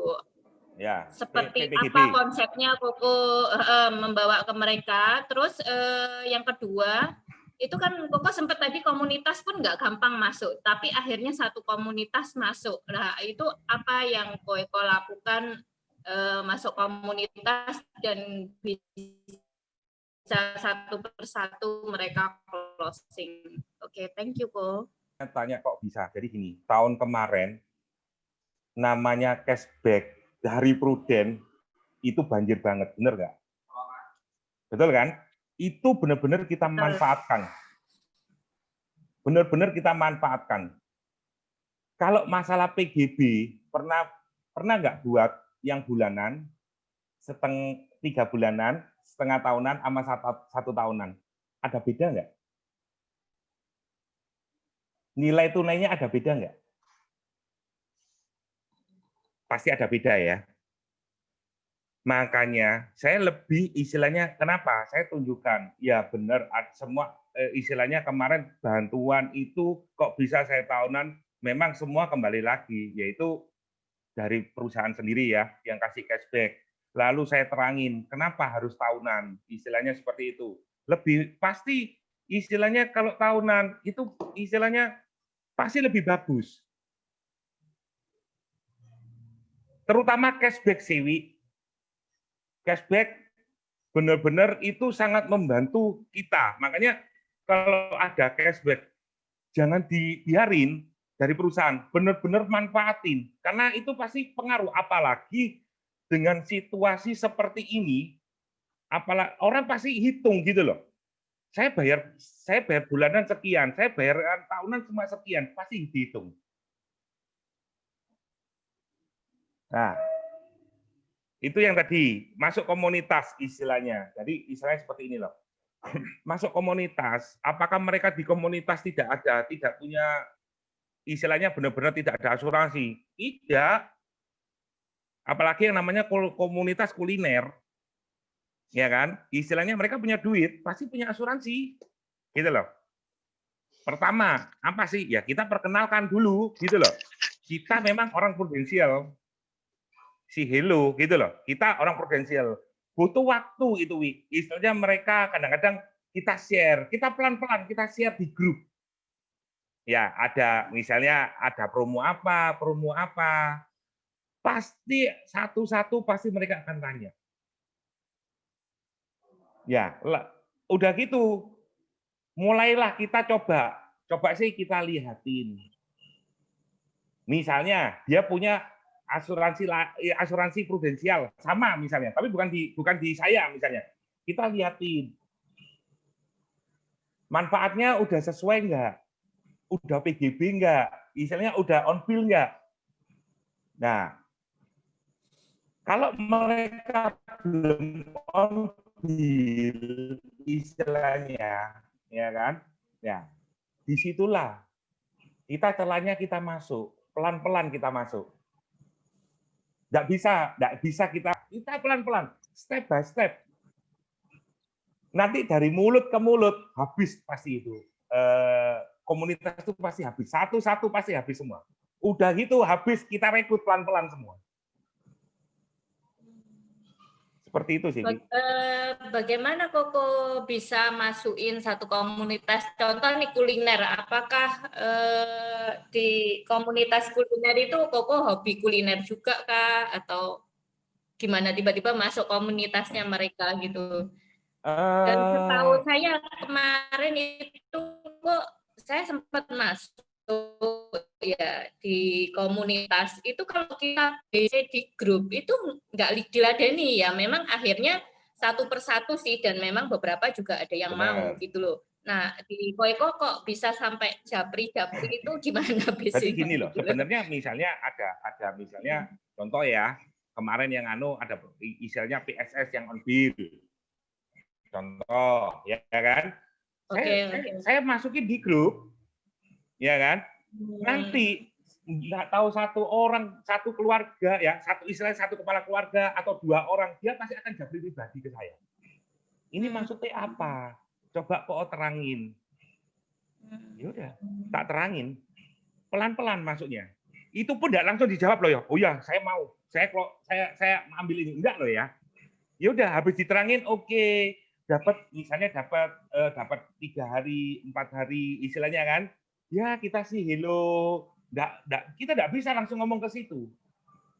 Kita lihat, jadi gini loh, kita lihat momentumnya. Kadang-kadang kita nggak bisa ngomong, ya udah kita diem. Pas kita ada kesempatan misalnya ya ini makanya lah, momentum tuh nggak bisa. Contoh, karena sekarang ini kan banyak yang kena COVID. Nah, otomatis, si ini kena COVID, si ini lah. Itu momentum, masuk kita. Nah, seperti itu loh, Wik. Oke. Gitu loh. Thank you, Po. Yuk.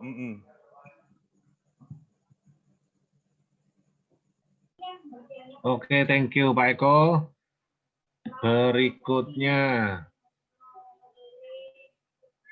Berikutnya piagam ya. Piagam untuk teman-teman, tolong yang videonya tolong di-on-kan ya, supaya bisa foto bersama ya.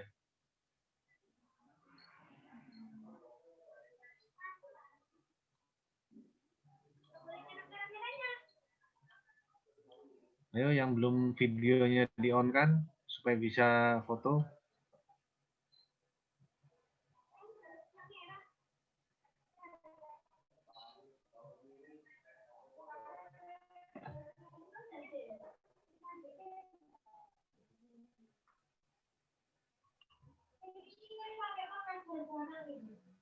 Sudah?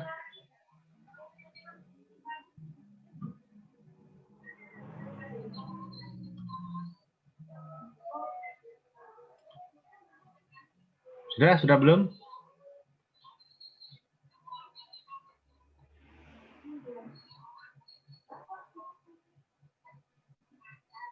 Dihitung, Tim. Dihitung.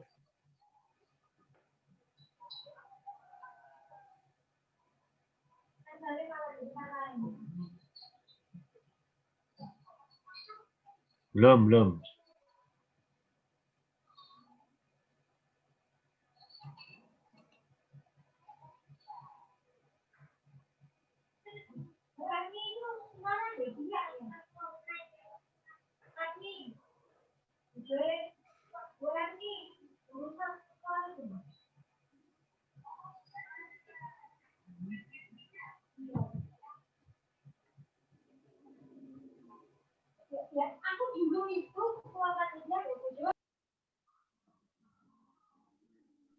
Nunggu apa Pak Fer?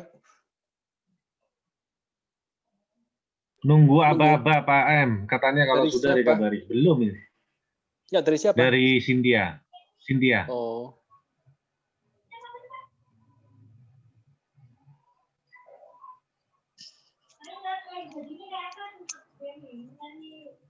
Oke, sudah. Sudah ya. Lihat kamera semua Oke, ya, sekali matanya. lagi.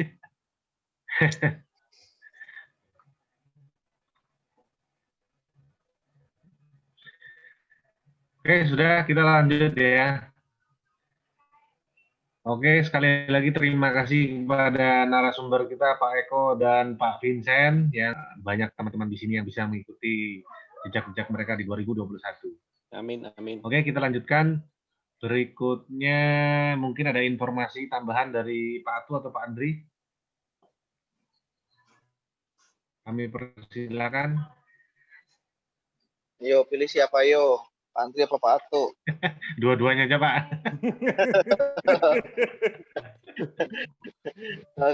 Ya, saya bawain lah. Yang speaker aja duet ya. Adiknya harus duet juga berarti.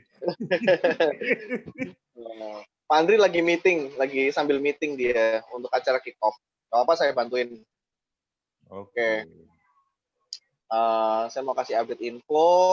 Ini reminder lagi ya buat teman-teman ya.